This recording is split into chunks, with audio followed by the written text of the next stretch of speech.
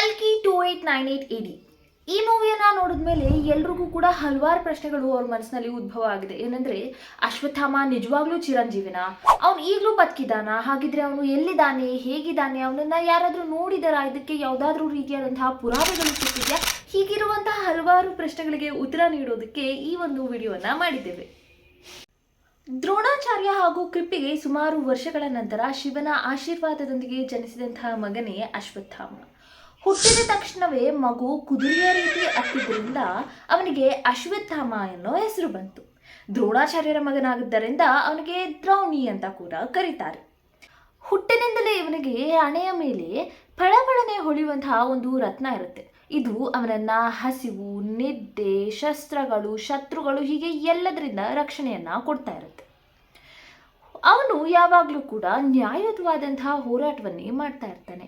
ಆದರೆ ಕುರುಕ್ಷೇತ್ರ ಯುದ್ಧದಲ್ಲಿ ತನ್ನ ಪ್ರಾಣ ಮಿತ್ರನಾದಂತಹ ದುರ್ಯೋಧನ ಹಾಗೂ ತನ್ನ ತಂದೆಯನ್ನ ಇಬ್ಬರನ್ನೂ ಕೂಡ ಪಾಂಡವರು ಅಧರ್ಮದ ದಾರಿಯಲ್ಲಿ ಕೊಂದದ್ದನ್ನು ಕೇಳಿ ಅವನು ತುಂಬ ಕ್ರೋಧಿತನಾಗ್ತಾನೆ.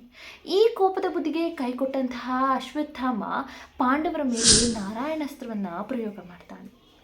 ನಾರಾಯಣಾಸ್ತ್ರವನ್ನ ಪ್ರಯೋಗ ಮಾಡಿ ನಾನು ನನ್ನ ತಂದೆ ಹಾಗೂ ದುರ್ಯೋಧನನ ಸಾವಿಗೆ ಸೇಡು ತೀರಿಸಿಕೊಂಡೆ, ನಾನು ಪಾಂಡವರನ್ನ ಕೊಂದೆ ಅಂತ ಅನ್ಕೊಂಡಿದ್ದಂತಹ ಅಶ್ವತ್ಥಾಮ ತನಗೆ ಅರಿವಿಲ್ಲದೆ ಪಾಂಡವರ 5 ಮಕ್ಕಳನ್ನ ಪಾಂಡವರು ಅಂತ ಭಾವಿಸಿ ಕೊಂದುಬಿಟ್ಟಿರ್ತಾನೆ. ಈ ವಿಷಯವನ್ನ ತಿಳಿದಂತಹ ಪಾಂಡವರು ಅಶ್ವತ್ಥಾಮನನ್ನ ಹುಡುಕೊಂಡು ಅವನನ್ನ ಕೊಲ್ಲೋದಕ್ಕೆ ಬರ್ತಾ ಇರ್ತಾರೆ.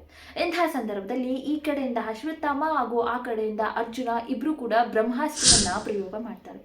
ಯಾವಾಗ್ಲಾದ್ರೂ 2 ಬ್ರಹ್ಮಾಸ್ತ್ರಗಳು ಒಟ್ಟಿಗೆ ಪ್ರಯೋಗ ಆಗಿ ಅವೆರಡೂ ಮೀಟ್ ಆದವು ಅಂತ ಇದ್ರೆ ಇಡೀ ಬ್ರಹ್ಮಾಂಡವೇ ನಶಿಸಿ ಹೋಗುವಂತಹ ಸಂದರ್ಭ.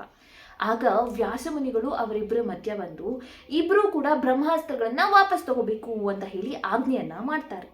ಆಗ ಅರ್ಜುನ ಬ್ರಹ್ಮಾಸ್ತ್ರವನ್ನ ಹಿಂಪಡಿತಾನೆ. ಆದರೆ ಅಶ್ವತ್ಥಾಮ ತನಗಿದ್ದಂತಹ ಕ್ರೋಧದಲ್ಲಿ ಆ ಕೋಪದ ಬುದ್ಧಿಗೆ ಕೈಕೊಟ್ಟು ಆ ಬ್ರಹ್ಮಾಸ್ತ್ರವನ್ನ ಹಿಂಪಡೆಯದೆ ಅದರ ಡೈರೆಕ್ಷನ್ ಅನ್ನ ಚೇಂಜ್ ಮಾಡಿ ಉತ್ತರೆಯ ಗರ್ಭದಲ್ಲಿರುವಂತಹ ಮಗು ಅಂದ್ರೆ ಪಾಂಡವರ ಕೊನೆಯ ಕುಡಿಯಾಗಿರುವಂತಹ ಅಭಿಮನ್ಯುವನ ಮಗ ಪರೀಕ್ಷಿತನ್ನ ಕೊಲ್ಲೋದಕ್ಕೆ ಕಳಿಸ್ತಾನೆ.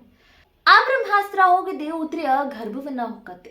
ಆದ್ರೆ ಅಲ್ಲಿಗೆ ಶ್ರೀಕೃಷ್ಣ ಬಂದು ಉತ್ತರೆಯನ್ನ ಹಾಗೂ ಮಗುವನ್ನ ಕಾಪಾಡಿ ಅಶ್ವತ್ಥಾಮನಿಗೆ ಒಂದು ಶಾಪವನ್ನ ಕೊಡ್ತಾನೆ. ಏನಂತ ಅಂದ್ರೆ ಅವನ ಮೈಯಲ್ಲಿರುವಂತಹ ಗಾಯಗಳು ಎಂದಿಗೂ ಕೂಡ ಮಾಸದೇ ಇರಲಿ, ಅವನು ಭೂಮಂಡಲ ಅಥವಾ ಕಲಿಯುಗ ಇರುವ ತನಕ ಚಿರಂಜೀವಿಯಾಗಿ ಇದ್ದು ಅವನು ಈ ಬಾಧೆಗಳನ್ನ ಅನುಭವಿಸಬೇಕು ಅನ್ನುವಂತಹ ಒಂದು ಶಾಪವನ್ನ ಕೊಡ್ತಾನೆ. ಅದರ ಜೊತೆಗೆ ಅವನ ಹಣೆಯಲ್ಲಿದ್ದಂತಹ ರತ್ನವನ್ನ ನೀನಾಗಿ ನೀನೇ ತೆಗೆದುಕೊಳ್ಬೇಕು, ನೀನು ಶಸ್ತ್ರಾಸ್ತ್ರಗಳನ್ನ ತಪ್ಪಾದ ರೀತಿಯಲ್ಲಿ ಬಳಕೆ ಮಾಡಿದ್ದಕ್ಕೆ ಇದು ನಾನು ಕೊಡ್ತಾ ಇರುವಂತಹ ಶಿಕ್ಷೆ ಅಂತ ಹೇಳಿ ಅವನ ಹಣೆಯಲ್ಲಿದ್ದಂತಹ ರತ್ನವನ್ನ ಕಸ್ಕೋತಾನೆ.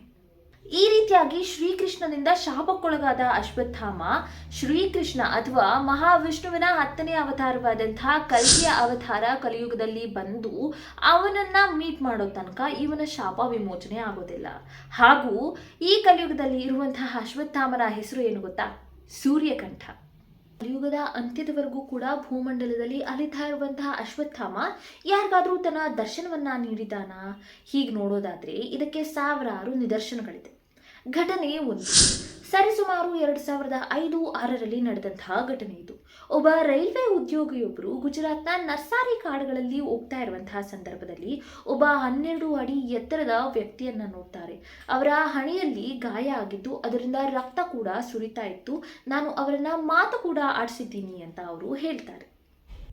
ಘಟನೆ 2 ಮಧ್ಯಪ್ರದೇಶ ಹಾಗೂ ಗುಜರಾತ್ನ ನರ್ಮದಾ ಕಣಿವೆ ಅಶ್ವತ್ಥಾಮನ ನೆಚ್ಚಿನ ತಾಣವಾಗಿದ್ದು ಇಲ್ಲಿನ ಶಿವನ ದೇವಸ್ಥಾನದಲ್ಲಿ ಅರ್ಚಕರು ಬಾಗಿಲು ತೆಗೆಯೋ ತನಕನೂ ಕೂಡ ಅವನು ಶಿವನನ್ನ ಆರಾಧನೆ ಮಾಡ್ತಾ ಇರ್ತಾನೆ ಅಂತ ಹೇಳ್ತಾರೆ. ಇದು ತನಕ ಅತಿ ಹೆಚ್ಚು ನಾವು ಅಶ್ವತ್ಥಾಮನನ್ನ ನೋಡಿದ್ದೇವೆ ಅಂತ ಹೇಳಿರುವಂತಹ ಕೇಸ್ಗಳು ಕೂಡ ಇಲ್ಲಿಂದಲೇ ದಾಖಲೆಯಾಗಿರುವಂಥದ್ದು. ಘಟನೆ 3 1192ರಲ್ಲಿ ರಾಜ ಪೃಥ್ವಿರಾಜ್ ಚೌಹಾಣ್ ರವರು ಒಂದು ಯುದ್ಧವನ್ನ ಸೋತು ಕಾಡಿನಲ್ಲಿ ಓಡಾಡ್ತಾ ಇರುವಂತಹ ಸಂದರ್ಭದಲ್ಲಿ ಒಬ್ಬ ವ್ಯಕ್ತಿಯನ್ನ ನೋಡ್ತಾರೆ. ಅವನ ಹಣೆಯ ಮೇಲೆ ಗಾಯ ಆಗಿ ರಕ್ತ ಸೋರ್ತಾ ಇರುತ್ತೆ. ಸ್ವತಃ ಆಯುರ್ವೇದದ ಪಂಡಿತರಾದಂತಹ ರಾಜ ಅವನಿಗೆ 1 ವಾರಗಳ ತನಕ ಸತತವಾಗಿ ಟ್ರೀಟ್ಮೆಂಟ್ ಅನ್ನ ಕೊಟ್ಟರು. ಅವನಿಗೆ ಆ ಗಾಯ ಮಾಯೋದಿಲ್ಲ. ಇದನ್ನು ನೋಡಿ ಆಶ್ಚರ್ಯಪಟ್ಟಂತಹ ರಾಜನಿಗೆ ಮಹಾಭಾರತದ ಒಂದು ಕತೆ ನೆನಪಿಗೆ ಬಂದು ನೀನು ಅಶ್ವತ್ಥಾಮನ ಅಂತ ಕೇಳಿದಾಗ ಆ ವ್ಯಕ್ತಿ ಹೌದು ಅಂತ ಉತ್ತರಿಸಿ ಅಲ್ಲಿಂದ ಹೊರಟು ಹೋಗ್ಬಿಡ್ತಾನೆ.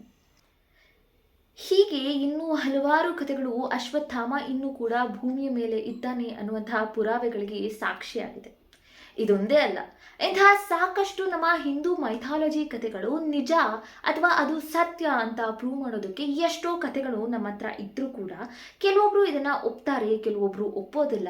ಸೈಂಟಿಸ್ಟ್ಗಳಿಗೂ ಕೂಡ ಎಷ್ಟೊಂದು ವಿಚಾರಗಳನ್ನ ಬಗೆಹರಿಸಲಾಗದಿರುವಂತಹ ರಹಸ್ಯಗಳು ನಮ್ಮ ಹಿಂದೂ ಮೈಥಾಲಜಿಯಲ್ಲಿ ಇದಾವೆ.